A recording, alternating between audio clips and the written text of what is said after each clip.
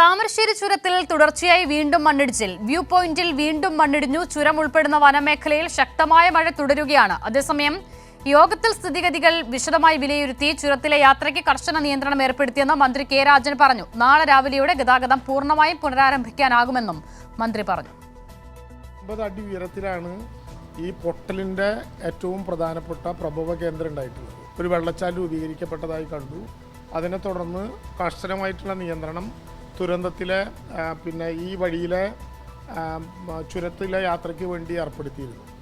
ഇപ്പോൾ നമ്മൾ നോക്കിയപ്പോൾ കോളായിട്ടാണ് ഈ പാറ പൊട്ടിയിട്ടുള്ളത്.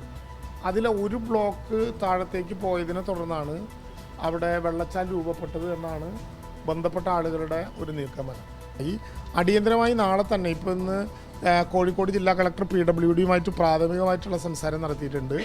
നാളെ രാവിലെ മുതൽ തന്നെ മഴ ഒഴിഞ്ഞു കഴിഞ്ഞാൽ കുറ്റ്യാടി ചുരം പൂർണ്ണമായിട്ടും മോട്ടറബിൾ ആക്കാനുള്ള സൗകര്യം ഉണ്ടാക്കാൻ ഇനി ഏതെങ്കിലും വിധത്തിലുള്ള വല്ല പ്രശ്നങ്ങളും ഉണ്ടെങ്കിൽ അതൊന്ന് തീർക്കണം എന്ന് പറഞ്ഞു.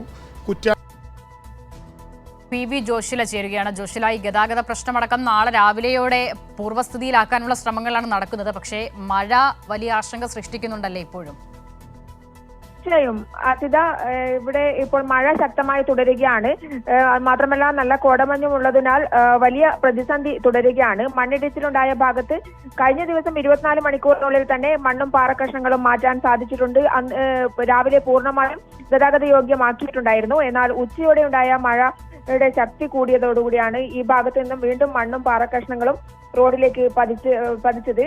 ഇതോടുകൂടി പൂർണ്ണമായും ഗതാഗത നിരോധനം ഏർപ്പെടുത്തിയിരിക്കുകയാണ്.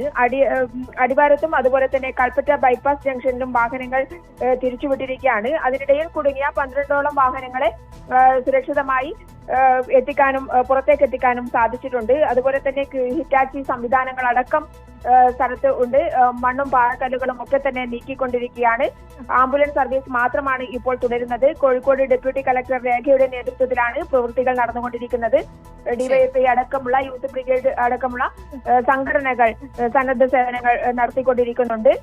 എത്രയും പെട്ടെന്ന് ചുരം സാധാരണ രീതിയിലേക്ക് ആക്കാനും അതുപോലെ തന്നെ മഴ കുറഞ്ഞാൽ ഗതാഗതം പുനഃസ്ഥാപിക്കാനുമുള്ള ശ്രമങ്ങളാണ് നടന്നുകൊണ്ടിരിക്കുന്നത്. 80 അടി ഉയരത്തിൽ വിള്ളലുകൾ ഉണ്ടായതാണ്, പാറയിൽ വിള്ളലുകൾ ഉണ്ടായതാണ് ഇത്തരത്തിൽ വലിയ പ്രതിസന്ധിയിലേക്ക് നയിച്ചത്. പാറ കഷ്ണങ്ങൾ ശരി ജോഷില, ഗതാഗതം പൂർവ്വസ്ഥിതിയിലാക്കാനുള്ള ശ്രമങ്ങളാണ് നടക്കുന്നത്.